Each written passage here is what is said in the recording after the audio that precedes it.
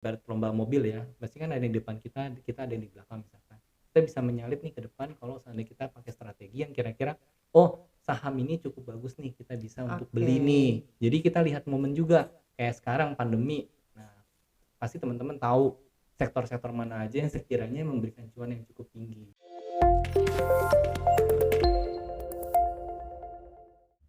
Halo semuanya, balik lagi sama aku Talita Krusita di sesi ngoper, ngobrolin properti bareng aku pastinya.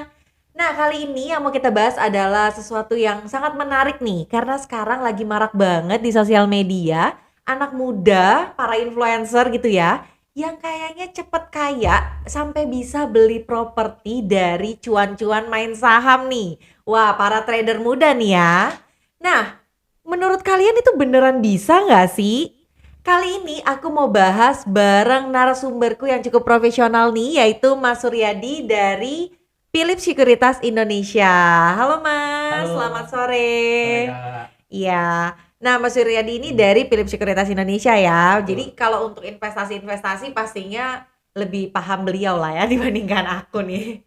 Oke. Nah, menanggapi tadi nih Mas, Mhm, kan pasti Mas Suryadi sering lihat dong mhm, banyak sekarang influencer yang pada sharing-sharing mhm, kalau bisa sampai punya kos-kosan dari betul. main saham gitu kan. Itu tuh bener nggak sih sebenarnya? Terus bisa nggak sih kayak gitu gitu? Oke.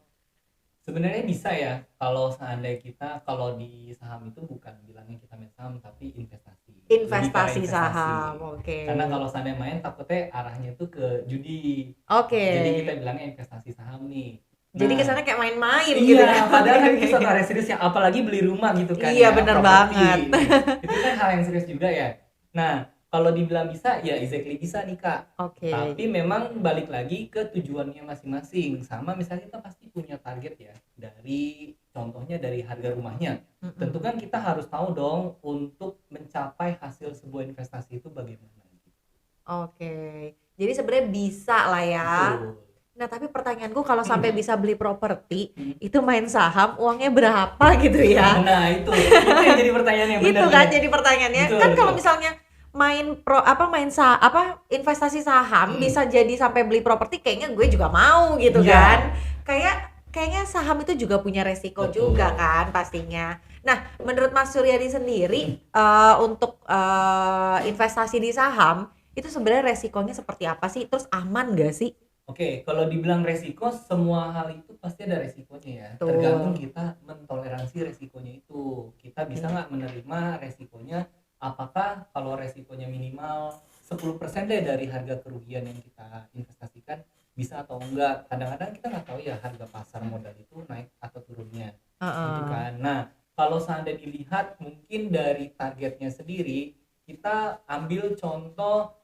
Gak usah terlalu banyak dulu deh kalau seandainya memang kita tipe orang yang bukan risk taker gitu. Kalau yang risk taker tuh gimana maksudnya? yang berani ngambil keputusan. Kalau seandainya kita tahu sendiri harga properti kan pasti tentunya nggak murah dong ya. Oke. Kalau seandainya let's say kita punya uang sekitar 150 juta.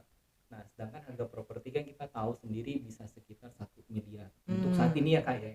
Correct me if I'm wrong nih. Iya iya Misalkan iya. karena kan kalau kita lihat yang di daerah-daerah Jakarta sekitar segitu ya. Rata-rata Rata-rata segitulah. segitu ya. Heeh. Berarti kan kita harus untuk income-nya itu harus bertambah dong melebihi dari Mhm. yang kita sudah keluarkan.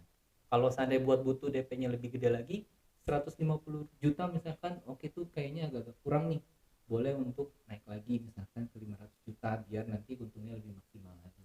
Oke, jadi kalau misalnya sekarang aku Hmm. punya uang 150 Hmm. juta gitu kan. Hmm. Mendingan aku masukin di saham semua atau aku jadiin DP rumah? Oke, tergantung kalau persiapannya dulu nih. Oke, persiapan gimana nih Kalau maksudnya? seandainya kita ada uang lebih misalkan, bolehlah itu bisa langsung masuk ke DP rumah. Tapi kalau seandainya kita Heeh. hanya tok 150 juta aja, mending kalau lagi nggak terlalu butuh-butuh banget properti, bolehlah diinvestasikan dulu. Karena kan dari uang itu akan berputar ya. Dari Iya. hasil yang kita sudah tanam tersebut, baru bisa kita gunakan buat DP. Jadi seolah-olah tuh uang kita tidak berkurang sama sekali gitu. 150 juta masih tetap ada gitu.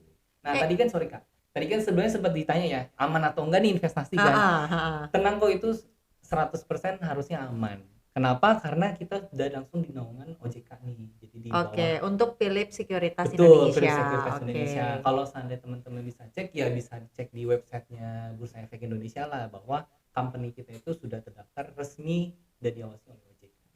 Oke. Nah, kalau misalnya ngomongin soal tadi DP 150 juta bisa dipakai untuk DP atau dipakai untuk investasi ya. Investasi saham dulu gitu maksudnya. Nah, kalau misalnya kita main saham, itu kan keuntungannya berapa sih gitu loh. Maksudnya kalau misalnya kita mau beli properti tapi uangnya kita investasiin dulu deh di saham supaya bisa bertambah gitu kan. Nah, emang berapa sih rata-rata keuntungan dari main saham? Jadi kalau misalnya kita terlalu lama taruh di investasi saham nanti nggak kebeli-beli kan propertinya.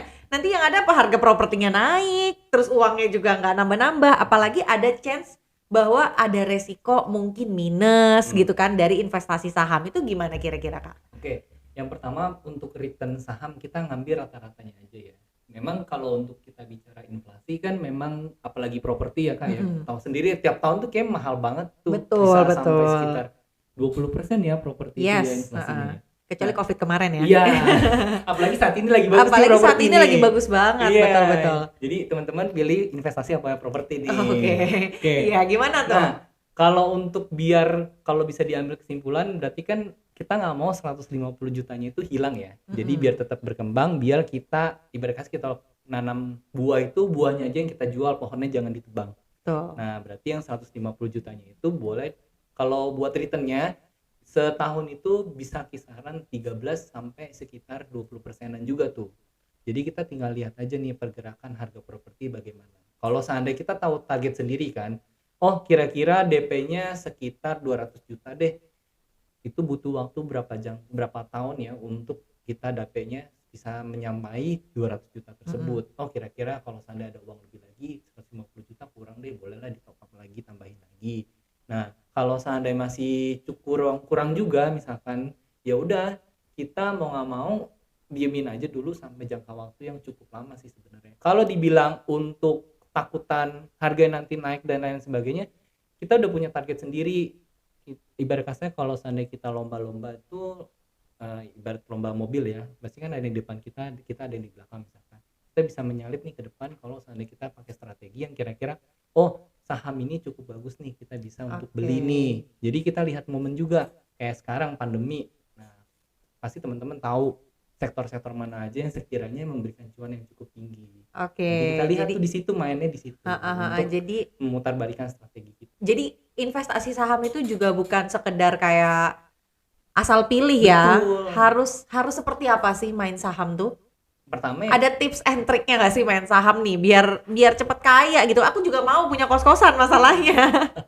sebenarnya tips and triknya yang pertama harus mindset dulu sih, karena kan ada orang yang pertama tujuannya sudah uang ya, money oriented ya, tapi nggak tahu resikonya. Balik lagi tadi kan Kak Talita juga udah sempet singgung ya, resiko kadang-kadang kita sebagai manusia itu lupa akan resiko. Main asal yakin aja kalau saham yang kita beli cukup bagus, ternyata kita nggak lihat nih pantau keadaan ekonomi sekitar bagaimana secara nasional atau secara global. Kita nggak pernah berpikiran untuk pandemi ya. Dari kecil waktu saya masih kecil nggak pernah kepikiran kita akan lockdown. Nggak pernah ada Iya kan, pandemi ya? bener kan? Iya, iya. Tiba-tiba 2 tahun kita terkekang, ternyata Betul. ya industri properti yang bahkan nggak pernah kepikiran sama sekali akan terkena dampaknya cukup besar.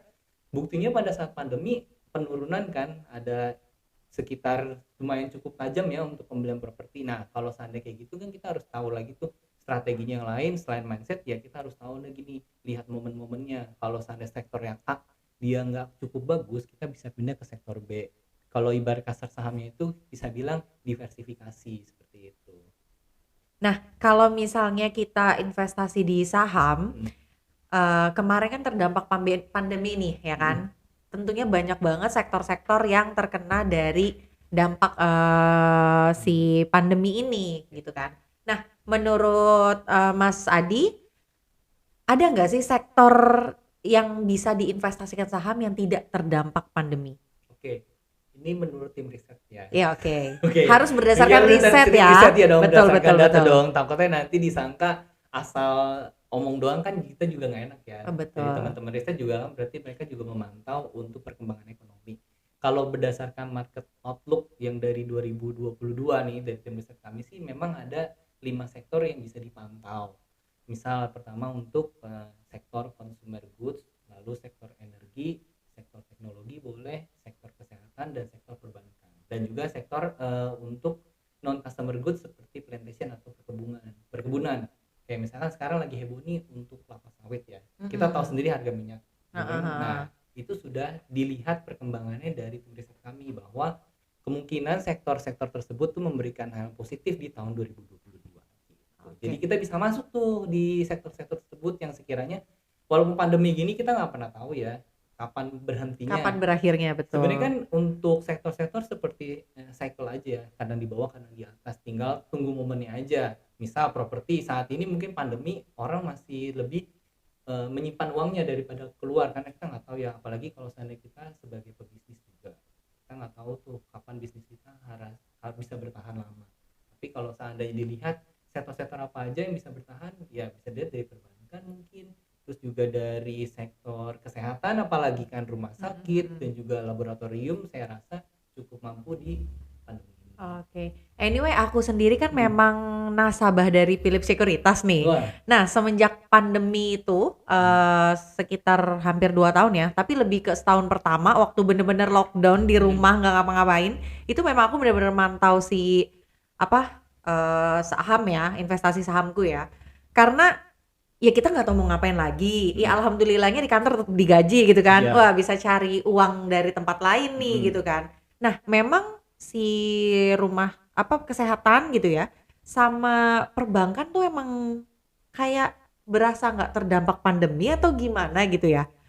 Nah, sebenarnya itu tuh permainan dari apa sih, kita tuh suka bilang bandar ya. Itu tuh bener nggak sih investasi saham tuh ada bandarnya? Oke, kalau itu sih kita bisa dibilang iya, bisa dibilang enggak ya, karena Jadi aku abu-abu juga nih? masih abu-abu nih. Oke. Karena kalau untuk dilihat dari sektor yang tersebut tadi, kalau bisa dilihat kan dari animo dari masyarakat ya. Secara kan kita di lockdown nggak keluar, sedangkan perekonomian harus bergerak. Semua udah cashless, nggak bisa memegang cash lagi. Iya. Dan mau nggak mau kan sektor yang paling terdampak dengan positifnya pasti kan perbankan kan. Semua sudah pasti otomatis uang kita akan ada di situ terus tuh, Betul. mau keluar juga susah. Terus juga akhirnya kalau seandainya rumah sakit juga saya rasa malah makin bertambah ya untuk biaya-biayanya ya. Makanya dua sektor tersebut di selama pandemi ini cukup memberikan dampak yang positif. Jadi dari situnya sih, dari animo masyarakatnya. Tapi apakah ada bandarmologi dan lain-lain, itu saya masih gray area nih. Takutnya nanti malahan menggiring opini masyarakat. Iya, karena di masyarakat awam sendiri ya, kayak aku memang investasi saham pun awam gitu sebenarnya. Cuman karena basicnya accounting, jadi ya sedikit-sedikit bisa lihat pembukuan perusahaan gitu kan, seperti apa sih gitu. Nah, aku lihat tuh kayaknya kok rumah sakit ini naik turunnya tuh bagus gitu loh, terus kebanyakan rate-nya tuh naik terus gitu. Nah, banyak yang bilang tuh dimainin tuh sama bandar kayak gitu. Makanya bener gak sih ada bandarnya gitu kan. Lah kalau ada bandarnya ngapain para wadah-wadah kayak Philip ini ada gitu kan sebenarnya. Nah, tapi tadi disinggung sama Mas Adi bahwa ada tim riset and development sendiri dari Philips Sekuritas ya. Nah, kita sebagai investor saham gitu ya, bisa nggak sih dapetin tips and trick terus dari risetnya Philips Sekuritas gitu? Oh, itu udah pasti bisa. Oh, pasti bisa ya? Karena tiap hari Senin sampai dengan Jumat kita ada webinar khusus tuh untuk memantau, namanya Philip Morning Market Call. Oke, jadi itu yang dibahas apa ya? Kayak kata Lita nih, untuk misalnya hari ini kita mau trading atau mungkin mau investing ya. Jadi bisa tanya-tanya, oke saya punya saham PT XYZ misalkan, bagus gak ya potensinya, harus masuk di harga berapa, cut loss harga berapa. Nah itu bisa tanya ke tim riset kami. Oh iya. Dan bisa kasih report juga dari segi technical and fundamental juga, lalu dari segi ekonominya, global dan juga secara nasional juga. Kira-kira ada gak sih perusahaan-perusahaan yang memberikan atau sedang merger, atau mungkin dia ada right issue, RUPS dan lain-lain sebagainya. Nah itu tim riset kami akan memberikan info tersebut di webinar. Nah bisa dilihat di aplikasi kami Kak, di Poems ID, tap aja online seminar. Oke, wah menarik banget ya, jadinya nanti para anak muda ini lebih mudah ya belajarnya. Terus juga mungkin bisa meminimalisir resiko juga dong kayak gitu. Itu dia, makanya adanya wadah Philips Sekuritas Indonesia ini bukan hanya melepas ya ke nasabah, apalagi kan kita tahu untuk investasi itu kan dibilang masih hal tabu ya Kak ya. Tapi kalau untuk bagi pemula ya itu masih kayak mau maju mundur nih. Tapi Iya kalau betul. seandainya udah tahu manfaatnya di situ dan sudah ada fasilitas yang mewadahi di situ kan saya rasa sudah kebantu ya untuk hal-hal tersebutnya. Jadi nggak usah lagi ragu-ragu untuk investasi. Karena tim kami yang di office itu sangat membantu untuk teman-teman semua untuk yang jadi nasabah di Philips Securities Indonesia. Oh alah, wah kalau gitu nanti kayaknya aku juga harus sering Mantap. gabung ya Iya, di morning call itu morning ya. call itu ada Iya iya iya iya, webinar. oke oke. Nah ngomong-ngomong soal properti nih balik Mm, lagi ya. Kalau misalnya kita investasi di saham gitu mm, kan, nah itu kan ada resikonya juga pastinya. Kalau misalnya kita membeli properti dengan mengandalkan investasi saham gitu, kayak sekarang gini deh, banyak anak muda kan kerjaannya cuma trading saham, iya. investasi saham doang gitu loh. Mereka tidak bekerja pada orang, tapi mereka cuma trading saham. Kalau misalnya cara cara apa ya? Kita bisa nggak sih baca kalau misalnya tiba-tiba investasi saham kita kayaknya kurvanya lagi menurun nih supaya kita juga bisa ancang-ancang gitu loh. Kalau misalnya wah bayaran apa namanya pembelian propertiku bulan depan harus dari mana nih kalau misalnya sahamnya turun itu bisa dibaca nggak sih? Oke, bisa sih sebenarnya itu bisa banget dibaca. Kalau kita lihat dari teknikal ya, kalau seandainya kita bicara tentang trading, kan bisa dilihat dari pergerakan hariannya tuh. Mm-mm. Kan kalau harga turun nggak mungkin langsung tiba-tiba turun ya. Pasti ada potensi yang mengarah ke sana nih. Nah, itu bisa dilihat lagi. Mungkin teman-teman yang jago untuk analisis teknikal bisa dilihat dari indikatornya atau exponential trade average-nya seperti apa. Nah, itu bisa dilihat dari situ sih Kak sebenarnya pantauannya. Oke, jadi Makanya kan tetap banyak bisa banget ya. terpantau. Iya, banyak banget kan teman-teman yang kadang-kadang kita tahu sendiri berseliweran lah di sosial media. Saham ini kalau ditarik garis ini begini begini begini Heeh, pasti heeh, Kak heeh. Talita sering lihat Sering itulah. banget. Dan itu ya mereka ada potensi apakah hari esok akan naik atau tidak dilihat dari segi teknikalnya itu. Kalau seandainya ternyata tidak naik di hari pembayaran kitanya, ya mau nggak mau harus putar otak lagi sih sebenarnya ya karena kan kalau Mm-mm. apalagi kita cuman bergantung dengan trading doang nih nggak ada Mm-mm. pemasukan lainnya ya salah satunya paling ya di cut loss kan kalau nggak mau karena ya nggak Kayaknya ada sayang lagi banget iya gitu kan kalau sayang sampai banget cut kan loss. apalagi Aduh. kayak nggak terima gitu Ih, ya nggak terima nggak gitu terima lebih kayak banget aduh ruginya depan mata gitu loh. iya kayak udah padahal nih kalau ditahan mungkin minggu depan udah tahu potensinya tinggi nih. Betul, mungkin ada kemungkinan naik ya. Iya, karena Heeh, heeh. kepentok dengan deadline untuk bayarnya mau nggak mau ya terpaksa deh. Tapi kan kita harus tahu resiko yang harus kita hadapi sebagai seorang trader, apalagi tidak punya income tambahan. Kita harus siap dengan keadaan kayak gitu. Jadi balik lagi fisikal kitanya juga harus di-maintain. Oke, jadi sebenarnya aman nggak kalau beli properti pakai uang hasil investasi saham? Kalau aku bisa jawab jujur sih bisa dibilang aman. Kenapa? Aman. Karena kan untuk ke arah sananya katakanlah setiap bulan itu saham kan tidak selalu tetap ya. Mungkin bulan ini kita bisa untung 12%. Bulan depan Heeh. mungkin kita bisa lebih untung 15%. Ada gap di situ. Nah, uang tersebutnya jangan dibuat untuk hal yang lain, untuk euforia atau berpura-pura lah. Tapi bisa untuk cadangan kita ketika Ditabung. iya, ketika harganya nanti turun, ada nih dana persiapan dari untung-untung sebelumnya buat nutupin kekurangan dari harga turun tersebut. Oke. Anyway ya, ini selama pandemi ini nasabahnya Philip tuh nambah nggak sih? Tuh, Karena kan orang nggak bisa kemana-mana. Terus sekarang yang lagi naik tuh tentang investasi saham gitu loh. Kira-kira nasabahnya Philip nambah nggak nih? bersyukurnya dari tahun 2020 sampai saat ini selalu nambah dan nggak pernah negatif ya, selalu positif. Bahkan kalau seandainya bisa dicek dari data dari Bursa Efek Indonesia, jumlah investor kita di tahun 2020 kurang lebih itu sekitar 5 juta investor.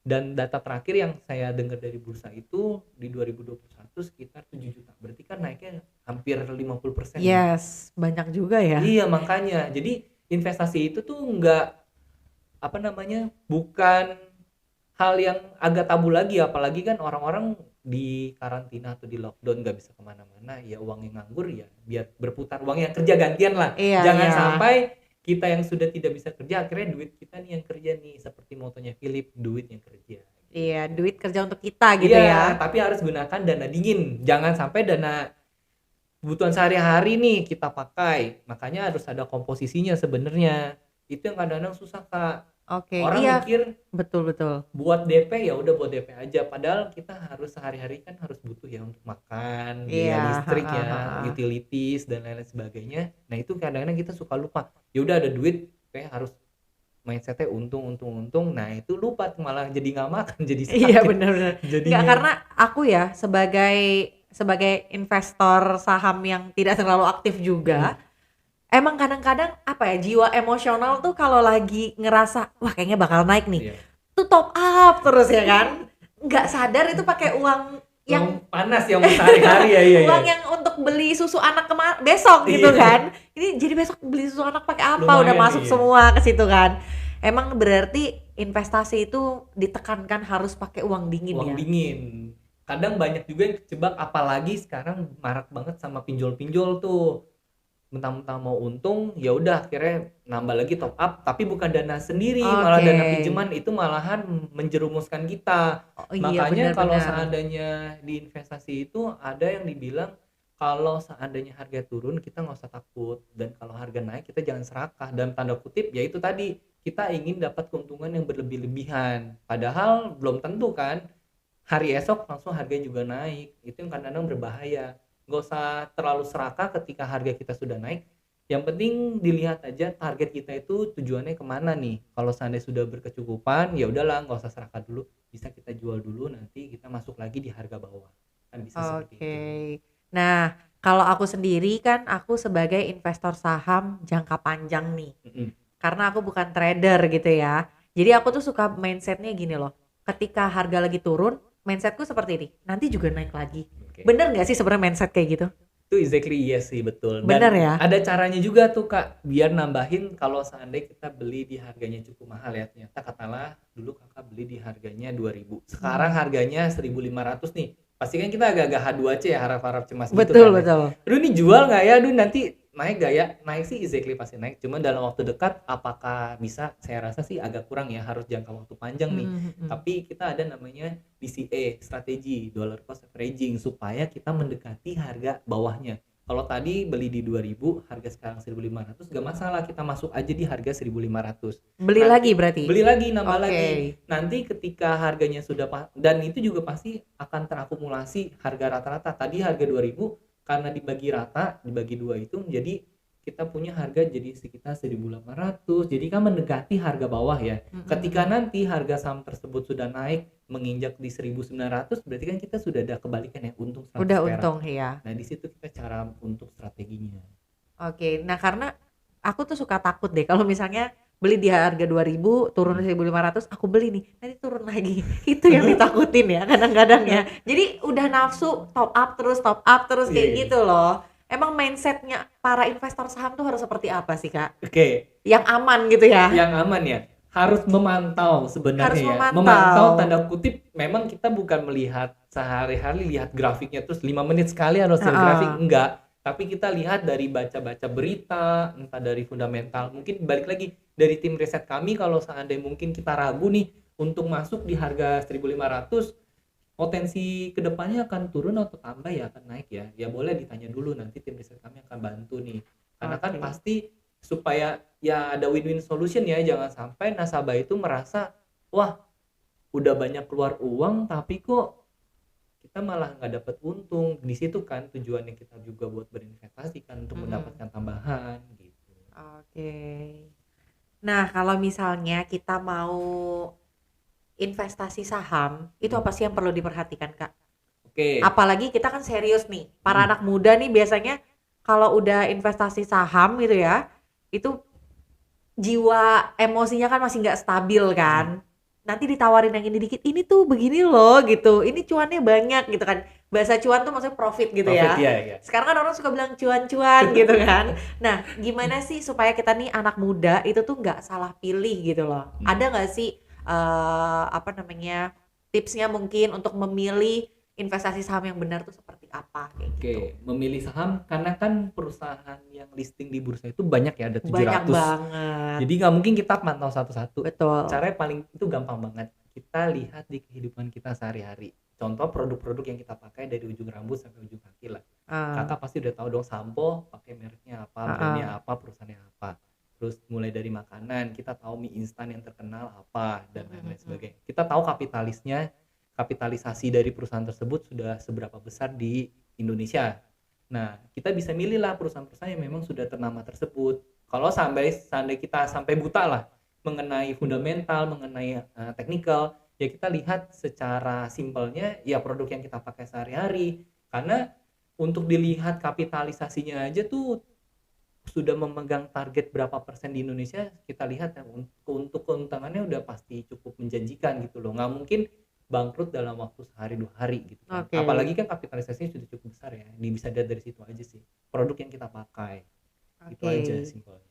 Oh, jadi secara kasar, secara awamnya untuk Iya, investasi saham itulah yang dilihat ya dilihat dulu itu. dari sekitar kita. Kalau seandainya kita nggak tahu technical dan fundamental, apalagi itu kan susah ya untuk technical ya, harus belajar chartingnya harus gimana, Mm-mm. apalagi yang belum tahu candlestick apaan sih. Iya, Ya kan ini benar-benar. warna merah sama hijau apa Apa sih? sih maksudnya Iya gitu iya kan? itu Terus kan. kurvanya lagi belum lagi Iya, gitu. belum lagi indikator-indikatornya. Iya, betul betul Terus betul. disuruh baca fundamental lagi, PBV apa sih gitu Iya, kan. benar benar benar. Overvalue apa? Betul betul betul. Karena banyak juga awalnya sebenarnya anak muda tuh investasi saham dari coba-coba. Betul. Nah, kadang itu yang salah, apalagi Oh, dengar-dengar salah dari itu ya? bisik-bisik tetangga ya. Oke. Ada yang ini bagus, itu bagus, kita nggak tahu perusahaannya apa. Kecuali kalau seandainya bilang perusahaannya yang ini bagus nih, karena kita kenal. Oh, saya pakai produk tersebut dari perusahaan itu. Ya boleh kita beli untuk sahamnya karena memang ya ini perusahaannya cukup bagus, produk yang saya pakai ini bagus kok memang dan dilihat kapitalisasinya cukup besar. Yang bahaya itu kalau seandainya dia bilang dari teman-teman bisikan, oh perusahaan yang ini bagus, kita nggak tahu sama sekali, main asal beli-beli aja, mulai dari teknikal kita nggak tahu, bahkan berita atau alamat perusahaan aja juga nggak tahu di mana Mm-mm. gitu kan, produknya aja nggak, bahkan kita belum pernah nemu di lapangan seperti apa. Nah itu yang bahaya men, udah gitu still yakin lagi, oh untung-untung main asal langsung Taruh sahamnya aja. ya buangnya Heeh. besar lagi, wah ketika turun nyala-nyalain orang, padahal kan dari knowledge kita sendiri yang tidak menganalisis itu semua kan.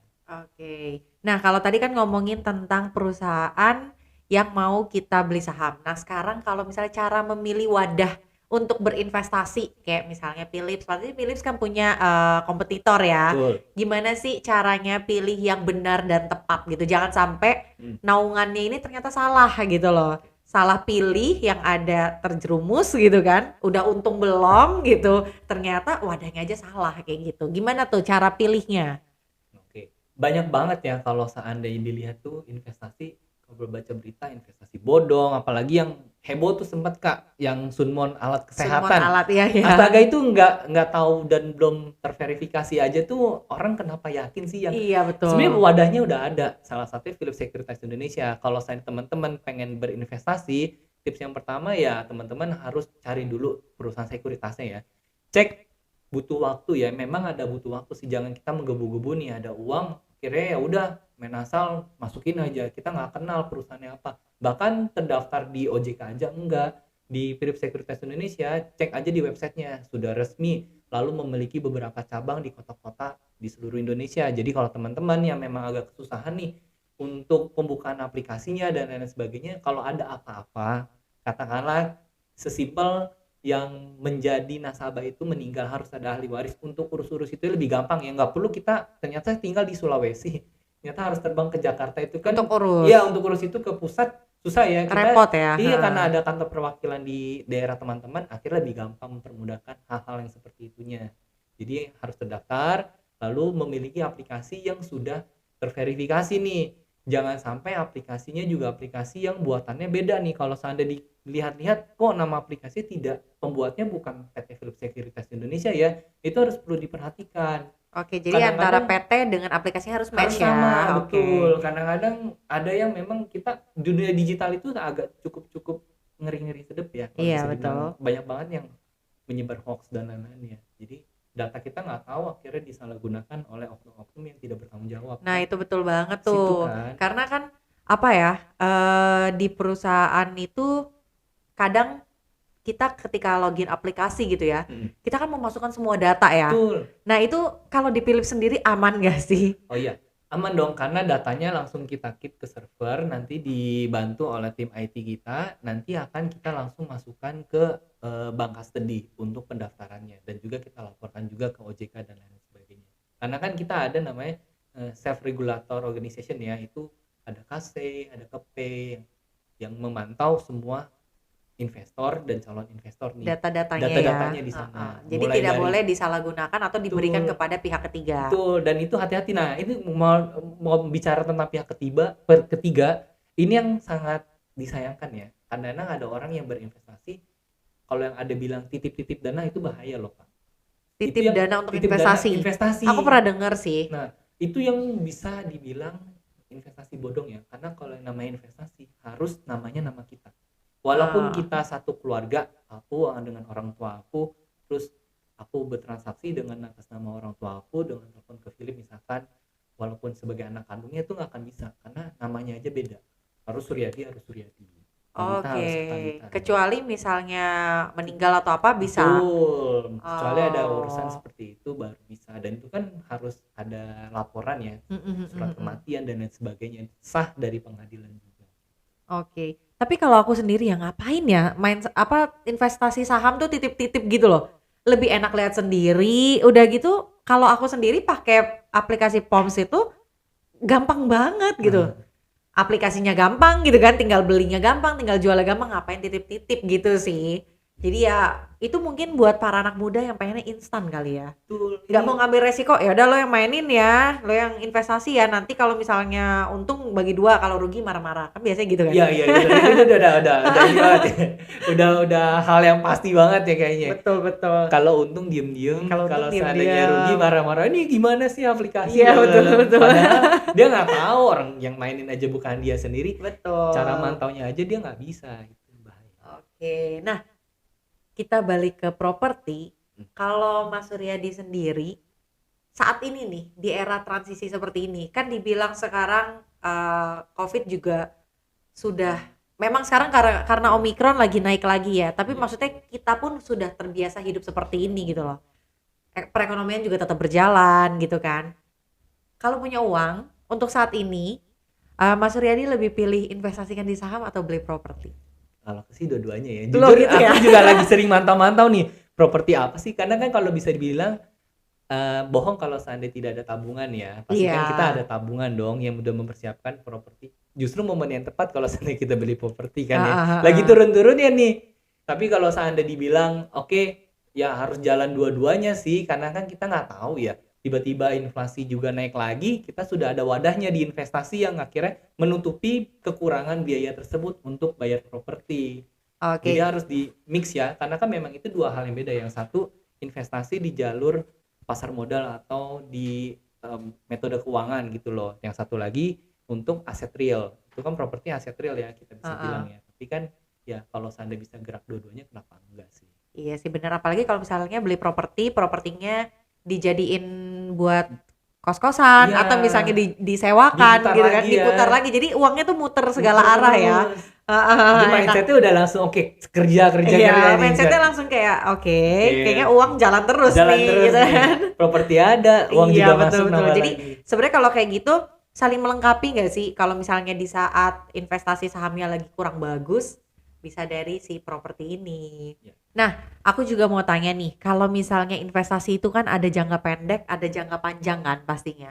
Nah, kalau beli properti, kita ngomongin properti kan nggak mungkin ujuk-ujuk kita beli besok gitu ya. Iya. Kira-kira ada nggak sih saham atau investasi saham yang cocok untuk investasi, misalnya kita mau beli properti 5 tahun lagi atau misalnya nanti deh 10 tahun lagi gitu kan, itu ada nggak sih investasi saham yang cocoknya gitu loh?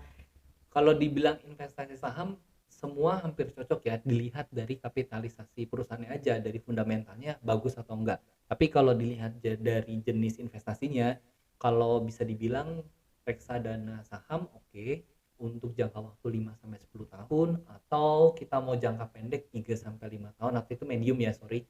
Itu bisa reksadana campuran atau obligasi pendapatan tetap, itu juga bisa untuk investasi. Itu Karena reksadana ya? iya betul, karena kan kalau saham, nah harganya bisa naik dan turun ya dengan cepat ya. Tapi kalau seandainya reksadana itu bisa juga, cuman untuk turunnya agak bisa tertahan lah, nggak yang turun drastis banget, jadi masih bisa mendapatkan potensi yang cukup bagus untuk jangka Oke, panjang. jadi kalau misalnya reksadana itu untuk jangka panjang itu bagus ya? Betul, bagus sih untuk Dan biasanya lebih aman lebih atau gimana? aman. Sebenarnya resikonya ada aja, sama kalau seandainya reksadana saham high risk high return. Nah, itu memang untuk jangka panjang sekitar 5 sampai 10 tahun.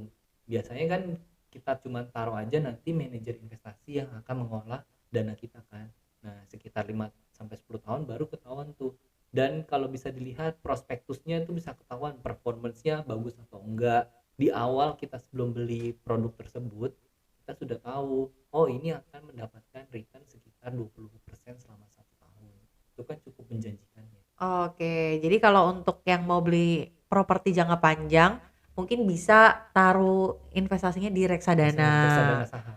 Oke, kalau misalnya si investasi saham ini karena pergerakan naik turunnya lebih cepat ya? Iya, pergerakan naik turunnya lebih cepat. Walaupun dia bisa memberikan potensi yang cukup tinggi juga ya. Tapi kan kalau seandainya dadakan agak susah ya. Maksudnya kita nggak pernah tahu lagi nih. Ya tahu sendiri lah Kak Talita, perusahaan yang memang makanan yang terbesar itu kan agak turun juga harganya kan. Ya Mm-mm. kita nggak pernah tahu lah. Padahal itu perusahaan cukup yang bonafit. Betul. Heeh, Ternyata heeh. tahun-tahun ini malah turun gitu loh. Aku tuh pertama kali main saham, inget banget, loh ini perusahaan minus tapi bagi dividen. Nah Itu lucu banget itu sih. lucu kan ya, Sebenarnya tapi berarti dia uangnya ada gitu, ada. tapi Kenapa harganya? orang animo untuk beli si saham ini lagi kurang kali ya. Betul, nah itu. Tapi kan kita masih bisa dapat potensi untung Tricky ya. banget berarti ya Iya. kalau untuk main saham ya. Atau sebenarnya semua itu ada ininya sih, ada tolak ukurnya. Maksudnya Hmm. ada apa ya? Ada yang walaupun dia turun, tapi sebenarnya si perusahaan itu aman-aman aja loh kayak gitu. Iya. Sebenarnya itu betul. Untuk dibilang aman-aman aja nggak mungkin tiba-tiba dia bangkrut walaupun harga sahamnya cukup turun drastis ya. Tapi kalau seandainya dibilang ada hal-hal yang lainnya yang membedakan banget dari reksadana, karena reksadana ada manajer investasi di situ yang membantu mengolahkan kira-kira, oh sektor ini sedang turun nih. Kalau seandainya saham kan dia cuma di satu sektor kan, perusahaan tersebut mau nggak mau bertahan. Kayak sekarang nih pandemi, ya sektor makanan pasti akan turun karena kan restoran ditutup, hotel ditutup. Betul, betul, Jadi betul, mau betul, nggak mau betul. ya pasti harganya mempengaruhi harga sahamnya. Tapi kalau seandainya di reksadana saham, manajer investasi melihat nih dana kelolaannya itu akan dimasukkan, oh sektor ini sedang turun nih, bisa dipindahkan langsung ke kesehatan. Jadi Oke. kesehatan lagi naik, akhirnya aman-aman aja bisa naik. Lalu ada lagi perbankan lagi bagus-bagusnya nih, dimasukkan ke sana. Apalagi pariwisata mungkin ya sekarang kan lagi agak-agak lumayan naik ya, Mm-mm. mungkin bisa langsung ke sana ke pariwisata. Oke, jadi kayaknya kalau kita ngebahas tentang investasi saham itu kayaknya nggak bakal ada habisnya ya. Iya. Belum lagi harus diajarkan, harus diberitahu nih untuk milih wadah berinvestasi saham yang tepat gitu kan. Nah, kalau Philip Sekuritas sendiri, eh, gimana sih cara untuk kita sebagai para apa ya, pemula untuk berinvestasi saham di Philips tuh seperti apa sih, mudah atau enggak gitu? Oke. Tadi tinggal download aja aplikasi kami, itu udah mudah banget. Ada namanya Poems ID di gadget berbasis Android ataupun iOS ya. Tinggal cari Poems ID, reksadana, dan saham online. Pastikan pembuatnya PT Philips Sekuritas Indonesia. Kalau udah daftar, kita bisa langsung 100% online pendaftaran, jadi nggak perlu kirim-kirim dokumen lagi. Nah, itu bisa langsung tanya ke tim customer care kami mengenai hal tersebut untuk simplifikasinya. Jadi full teman-teman cuma modal handphone aja, modal kuota, udah nggak perlu kirim-kirim lagi, semua langsung bisa jadi investor. Cuman ya balik lagi, modalnya juga untuk depositnya teman-teman nggak usah yang semahal-mahal karena kita tidak ada minimum deposit Kak. Oh, nggak ada minimum deposit Betul, karena ya? ada beberapa perusahaan sekuritas yang mengharuskan harus 500.000 rupiah atau 100.000. Ya kita tahu lah, untuk kita kayak misalnya membuka di bank-bank tertentu kan harus ada ya Mm-mm. minimum 500.000 rupiah. Di kami tuh nggak ada, 0 rupiah. Jadi Oh, jadi tergantung oke. pembelian kita. Kalau kita mau beli saham, emang ada beberapa saham itu yang harga 5 ribuan. Ya kalau memang yakin ya beli aja. Dengan 5.000 kita jadi investor juga sudah bisa. Oke, oke, oke. Wah, menarik banget ya. Jadi itu di Philip selain terdaftar di OJK dan juga Bursa Efek gitu kan, terdaftar di Bursa Efek dan diawasi oleh OJK. Terus aplikasinya juga ada di Play Store dan App Store ya. Betul. Jadi memang udah memudahkan para calon investor ya. Oke. Sebenarnya banyak sih Kak. Kita ada web based juga. Ada web based juga. Ada juga untuk desktopnya juga. Cuman memang balik lagi ya. Kalau kita bicara dari ke mobilannya untuk gampang dibawa kemana-mana, di aplikasi tersebut sudah bisa.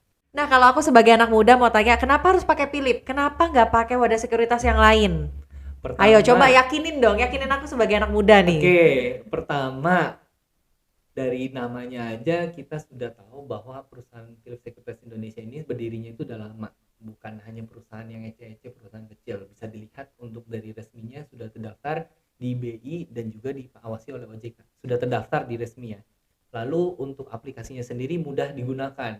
Dibandingkan kalau seandainya lihat dari kompetitor lain, mungkin dari segi fee brokernya lebih murah ya. Tapi fitur yang digunakannya tidak mampu untuk bisa menyaingi Philips Securities Indonesia gitu Kak. Kita mau milih yang mana nih? Milih ikut-ikutan tren atau memilih fitur yang bisa membantu kita mendapatkan passive income sesuai dengan investasi kita. Kalau Kakak sendiri milih yang mana? Ya yang pasti milih yang cuannya besar sih. Nah, di Philips Securities Indonesia sudah bisa membantu untuk teman-teman memfasilitasi itu. Kita ada kegiatan edukasi gratis loh, nggak bayar. Ada beberapa yang menyiapkan kelas edukasi bahkan tidak ada sama sekali, harus berbayar dan harus cari lagi. Lalu tim riset kami juga cukup solid karena hampir setiap hari memberikan webinar secara gratis juga. Tahu nih pantau harganya berapa. Jadi kalau Kakak bisa tanya-tanya, bisa berkonsultasi. Yakin nggak sih dengan saham yang mau kita beli bagus atau enggaknya? Oke, jadi banyak ya plusnya kenapa kita harus pilih Philips Sekuritas Indonesia ya. Betul. Ya kalau aku sih emang udah pilih ya, gimana ya.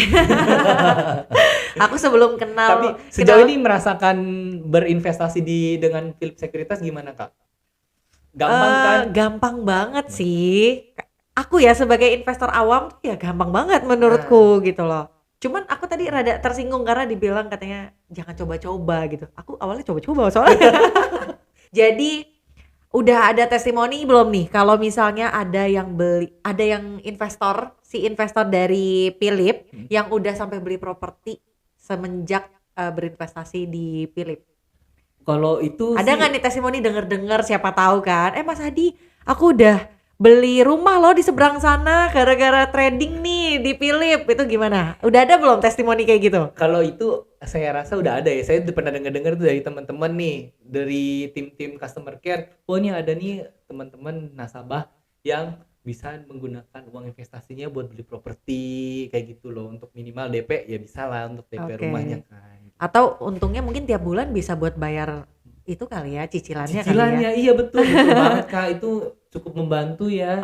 Karena kan selain biaya dari DP yang harus dipikirkan ya, cicilan juga perlu dipikirkan karena itu tiap bulan loh berjalan gitu. Terus juga selain itu ada biaya-biaya lainnya, biaya pajaknya nanti gitu kan. Itu kan juga harus dipikirkan kan dari mampu nggak nih si investasi sahamnya itu untuk menutupi itu gitu ya. Ya tapi sebenarnya itu balik lagi sih. Bagaimana si orangnya itu main ya? Bagaimana si orangnya itu untuk berinvestasi di saham? Oke, jadi kesimpulannya bisa untuk beli properti dari investasi saham? Exactly, yes. Yes, yakin ya? Yakin. Oke, nah gimana nih kalian buat para anak muda udah semakin yakin belum untuk investasi di saham? Karena daripada kalian nongkrong-nongkrong gak jelas gitu ya, atau misalnya belajar hal-hal yang kayaknya gak perlu dipelajarin gitu, sampai ada anak muda yang kena sunmot itu aku sangat menyayangkan sih. Dan itu dananya gak kecil Kak. Iya bener banget. Tapi memang itu rada menggoda sih. Kalau kita investasi 3 juta untungnya 500.000. Justru itu yang bahaya. Nah itu kadang-kadang aku pikir kok bisa gitu loh. Iya. Profit sebanyak itu gitu. Investasi itu tidak pernah menjanjikan hal yang pasti. Itu yang perlu digarisbawahi. Kadang-kadang orang berpikir kayak oke nih untungnya udah gede, bertahan terus 5% terus. Nah itu yang berbahaya. Mindsetnya kan udah money oriented sih. Oke, jadi kalau kita investasi saham nggak boleh money oriented ya? Iya, harus kita pikir ke sana.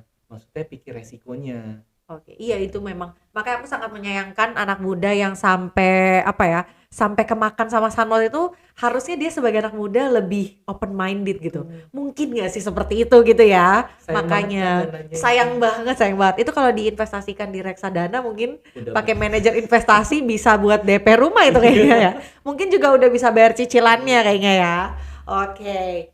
Nah, di sesi kali ini makasih banyak Mas Adi udah bantu untuk ngobrol-ngobrol mengenai investasi saham pastinya yang anak muda sekarang sedang jalanin gitu ya. Jadi daripada anak muda tertipu sama yang enggak, lebih baik berinvestasi di tempat yang tepat gitu ya. Memilih sekuritas yang tepat juga seperti Philips Sekuritas Indonesia yang sudah terdaftar di Bursa Efek Indonesia dan diawasi oleh OJK.